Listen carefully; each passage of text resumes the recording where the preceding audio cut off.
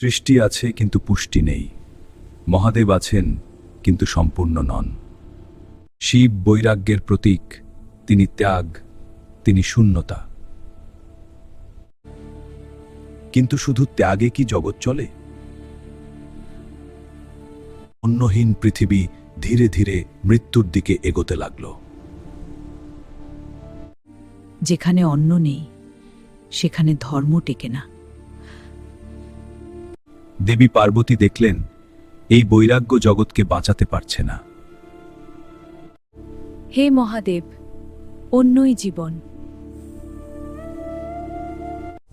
সবই মায়া। এই কথায় দেবী সিদ্ধান্ত নিলেন,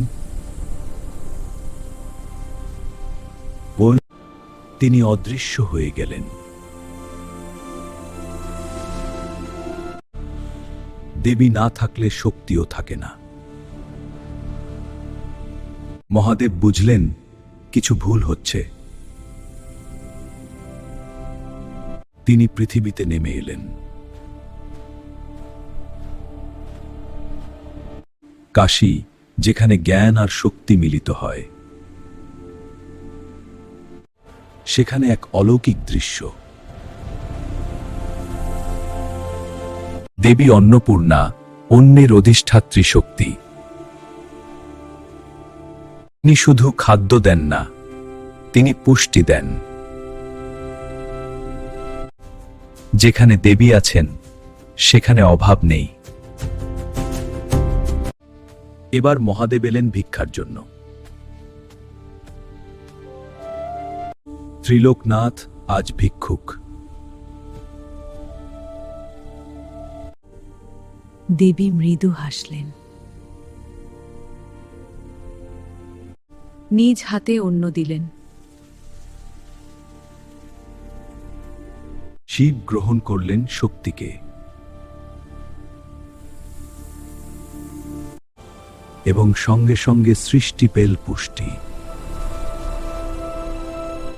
কারণ অন্নই প্রাণ। তত্ত্বটা এখানে, শিব হলেন চেতনাপর, আর শক্তি ছাড়া চেতনা নিস্তেজ। শূন্যতা পূর্ণতায় রূপান্তরিত হল। তন্ত্র বলে শিব শক্তিহীন সব। অন্নপূর্ণা ছাড়া শিব অপূর্ণ।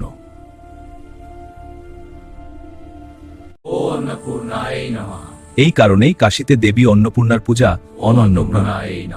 তিনি মা, তিনি জগতের আহার। অন্ন মানে শুধু ভাত নয়,